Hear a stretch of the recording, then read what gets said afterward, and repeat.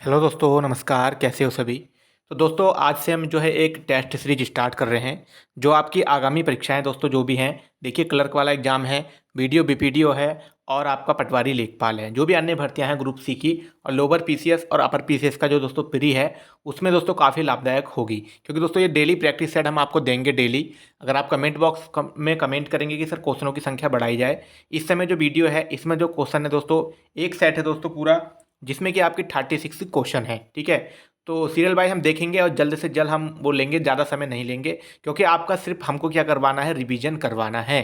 ठीक है, जहाँ तक आप सब नहीं पढ़ा होगा लेकिन बेसिक जो है आपका गलत हो जाता है, इसीलिए हमें आपका रिवीजन करवाना है और इससे दोस्तों आपको काफ़ी फ़ायदा मिलने वाला है। तो चलिए दोस्तों, स्टार्ट करते हैं वीडियो। और चैनल पर नए हैं, पहली बार हैं, और टेस्ट सीरीज कैसी लगी, पहली बार है ये दोस्तों, तो कमेंट बॉक्स में ज़रूर बताइएगा, इसीलिए हम दोस्तों अगली सीरीज भी फिर लाएंगे। तो चलिए पहला क्वेश्चन देख लेते हैं दोस्तों।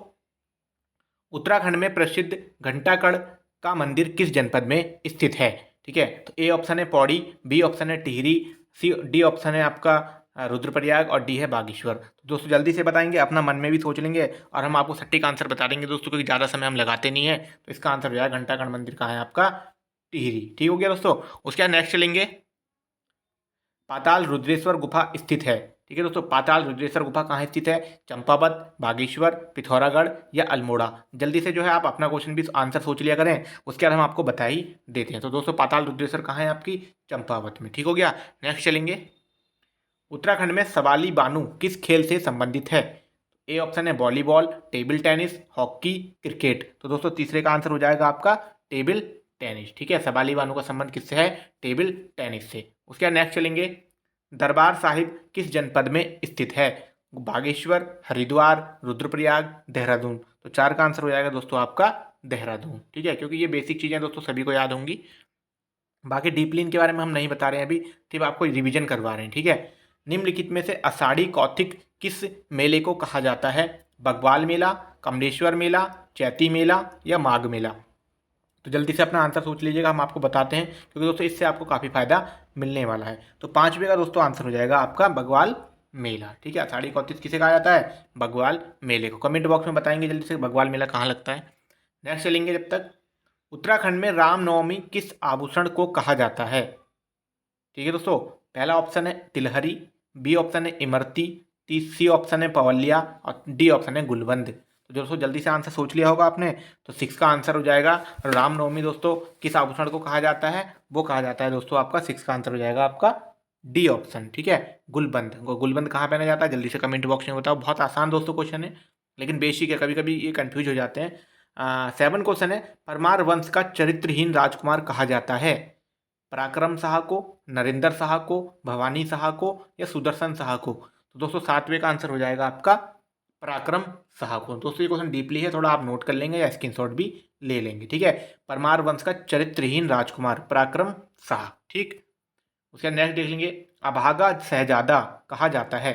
अभागा शहजादा किसको कहा जाता है, दारा सिकोह को, सुलेमान सिकोह को, शाहजहां को या औरंगजेब को। तो दोस्तों जल्दी से आप अपना आंसर बताइए, हम बताते हैं। इसका आंसर हो जाएगा अभागा शहजादा किसे कहा जाता था, सुलेमान सिकोह को। ठीक है दोस्तों, तो इसका आंसर हो जाएगा आपका बी ऑप्शन, सुलेमान सिकोह। इसको भी नोट कर लेंगे अगर नहीं है आपके पास क्वेश्चन।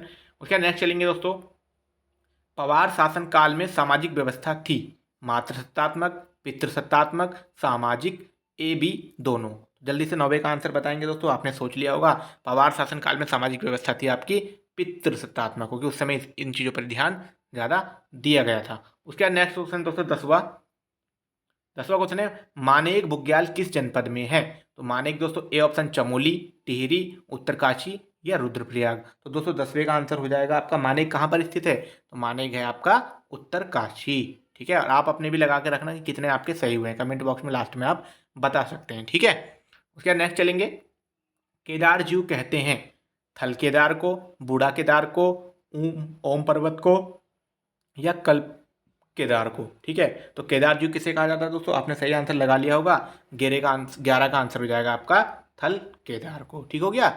उसके बाद नेक्स्ट चलते हैं, समझ में तो आ रहा होगा दोस्तों, बस प्रैक्टिस करनी है आपको। ठीक है, रिवीजन चल रहा है, आप नया नहीं पढ़ रहे, रिवीजन करना है आपको, डेली करिए। अभी आपके पास लगभग 50-60 दिन है, बहुत कुछ मिल जाएगा। ठीक है, बहुत सारे प्रैक्टिस सेट हैं दोस्तों, बुक हमने दिखाई दी है आपको। अजय पाल द्वारा कौन सी नापतोल पद्धति प्रचलित की गई थी, पाथा, नाली, मुट्ठी खार। तो जल्दी से आंसर बताएंगे आप अपना। 12 का आंसर हम आपको बता देते हैं। 12 का आंसर हो जाएगा अजय पाल द्वारा पद्धति की गई थी पाथा। ठीक है दोस्तों, ए आंसर हो जाएगा इसका। कौन सी नापतोल की पद्धति? पाथा। उसके बाद नेक्स्ट चलेंगे दोस्तों, माधो सिंह भंडारी किसका सेनापति था? तो माधो सिंह भंडारी किसका सेनापति था दोस्तों? बेसिक है, महिपति शाह, कीर्ति शाह, नरेंद्र शाह या प्रताप शाह। तो दोस्तों 13 का आंसर हो जाएगा आपका महिपति शाह। ठीक है, महिपति शाह। ठीक है दोस्तों, महिपति शाह का जो था ये सेनापति था माधो सिंह भंडारी। ठीक है, उसके नेक्स्ट चलेंगे, किस पवार शासक की मृत्यु रघुनाथ मंदिर में हुई थी? तो दोस्तों जल्दी से बताएंगे। जय कीर्ति शाह, जगत शाह, भवानी शाह, प्रताप शाह। तो 14 का आंसर दोस्तों आपका हो जाएगा ए ऑप्शन, जय कीर्ति शाह। इसको नोट कर लेंगे, स्क्रीनशॉट ले लेंगे।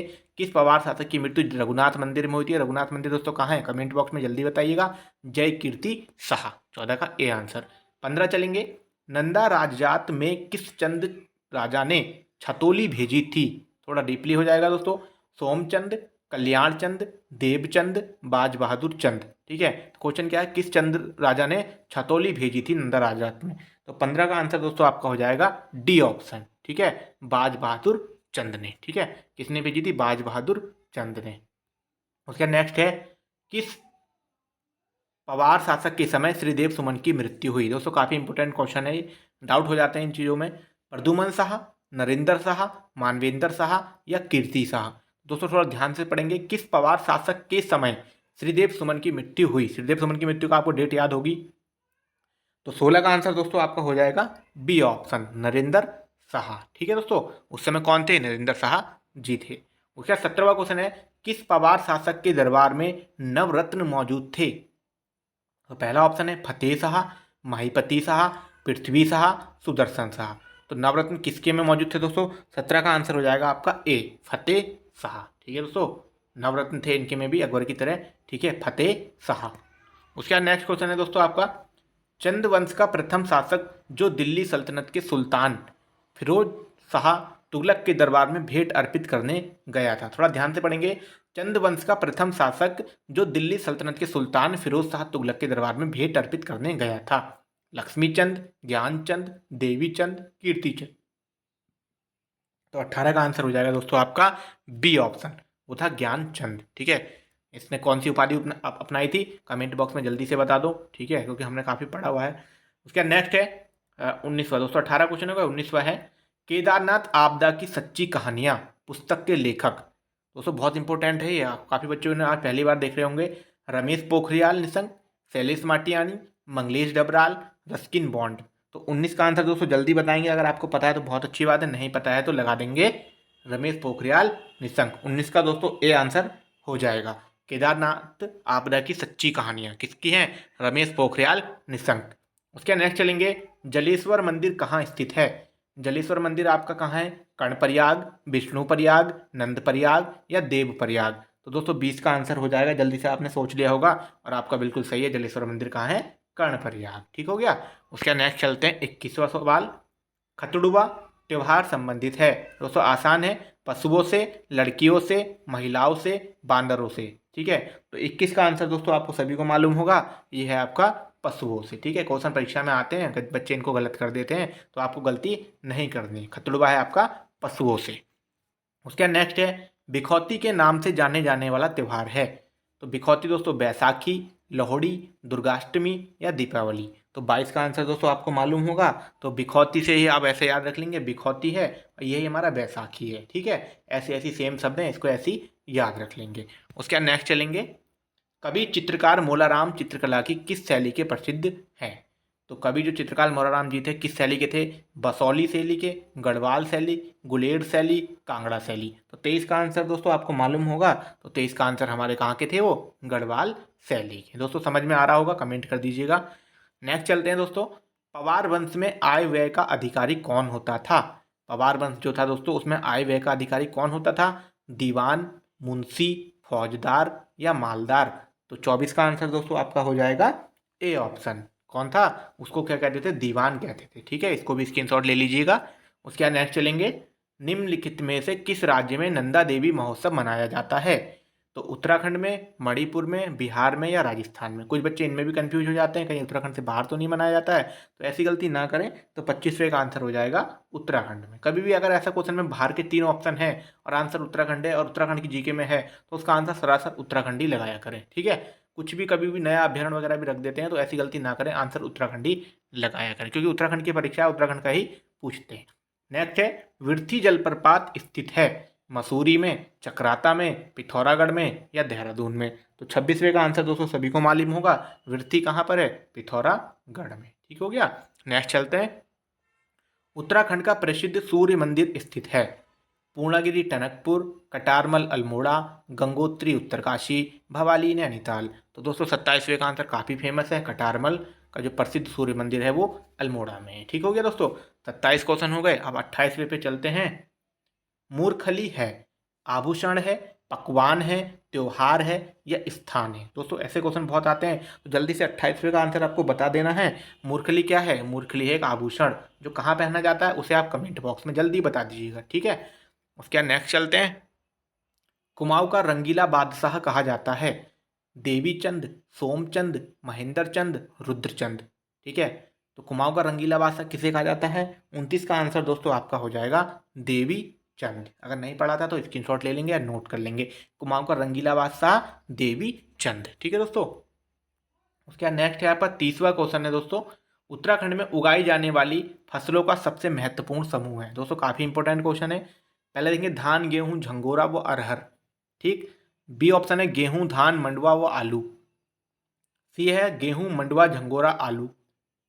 डी है धान, गेहूं, अरहर व मसूर। सबसे पहले तो आप देखेंगे कि सबसे ज़्यादा जो फसल होती है कौन सी होती है। तो दोस्तों 30 का आंसर हो जाएगा आपका बी ऑप्शन। सबसे ज़्यादा गेहूं होता है दोस्तों उत्तराखंड में, सेकंड नंबर पर धान है, फिर मंडुवे की खेती पहाड़ में अधिक होती है और चौथे पे आ जाता है आपका आलू। ठीक है, इसको ध्यान से रखेंगे, गेहूं, धान, मंडवा, आलू, ऐसे करके याद कर लेंगे, गेहूं, धान, मंडवा, आलू। ठीक है, उसके बाद नेक्स्ट है आपका 31वां क्वेश्चन है, नवादा देहरादून में किस रानी का महल था। दोस्तों बहुत इंपॉर्टेंट क्वेश्चन है, वेरी मोस्ट क्वेश्चन है। नवादा देहरादून में किस रानी का महल था। गुलेरिया, कमलेंदुमती शाह, कर्णावती या तीलू रौतेली। तो दोस्तों 31 का आंसर हो जाएगा आपका सी ऑप्शन। किसका था, कर्णावती, रानी कर्णावती। क्या नाम से जाना जाता है उपनाम, नाकटी रानी। एक और है दोस्तों इनका उपनाम, उसको कमेंट बॉक्स में बताएंगे जल्दी से, ठीक है। उसके बाद नेक्स्ट है, क्योंकि अगर हम डीपली बताने लग गए तो दोस्तों वीडियो बहुत लंबी हो जाएगी। साथ साथ में कुछ बच्चे कहते हैं कि सर सिर्फ आप क्वेश्चन का आंसर बताइए, तो उसी तरीके से हम चल रहे हैं, ठीक है। बाकी कोई भी किस तरीके का डाउट या कुछ है तो कमेंट करें, उस तरीके की जो है टेस्ट सीरीज स्टार्ट की जाएगी। ये इस सीरीज में आपके 36 क्वेश्चन है, हम जो अगली सीरीज करेंगे दोस्तों उसमें डबल कर देंगे, ठीक है। नैनीताल में कुमाऊं परिषद का गठन किया गया था 1906 में, 1916 में, 1926 में, 1930 में। तो दोस्तों इसका आंसर हो जाएगा 32 का, जल्दी से बता देंगे आप। कब किया गया, 1916 में। ठीक हो गया आपका, 1916 में गठन किया गया था कुमाऊं परिषद का। उसके नेक्स्ट चलेंगे, अल्मोड़ा में कांग्रेस की स्थापना किस वर्ष में हुई। तो ऐसे याद रखेंगे कि अल्मोड़ा कांग्रेस की स्थापना देखो, ठीक है, अल्मोड़ा कांग्रेस की स्थापना कब हुई, 1911, 1919, 1895 या 1912। तो 33 का आंसर दोस्तों आपका हो जाएगा डी ऑप्शन, अल्मोड़ा कांग्रेस 1912 में, ठीक है, और कुमाऊं परिषद 1916 में, ऐसे याद रख लेंगे। उसके बाद नेक्स्ट चलेंगे, कुमाऊं का प्रथम कमिश्नर कौन था। E Gardner, sir Henry Ramsay, G W Traill, G H Batten. तो दोस्तों बेसिक है, 34वें का आंसर आप सभी को मालूम होगा, तो आंसर हो जाएगा आपका कुमाऊं का प्रथम कमिश्नर पूछा है दोस्तों, तो ये है आपके ई गार्डनर, ठीक है। और गढ़वाल का जल्दी से बता देंगे, चलो बता देते हैं, विलियम ट्रेल, ठीक है। उसका नेक्स्ट है, कुमाऊं का पौराणिक नाम क्या था। केदारखंड, रेवाखंड, हेमखंड, हेमवतखंड या मानसखंड। दोस्तों कुमाऊं का पौराणिक नाम क्या था, 35वें का आंसर जल्दी से आपको पता होगा, तो कुमाऊं का था दोस्तों मानस खंड, ठीक है। और गढ़वाल का क्या था, कमेंट बॉक्स में जल्दी बता दीजिएगा, क्योंकि बहुत आसान है दोस्तों। पीछे से खंड लग रहा है, आगे से आपको मंदिर का नाम जोड़ देना है गढ़वाल के, ठीक है।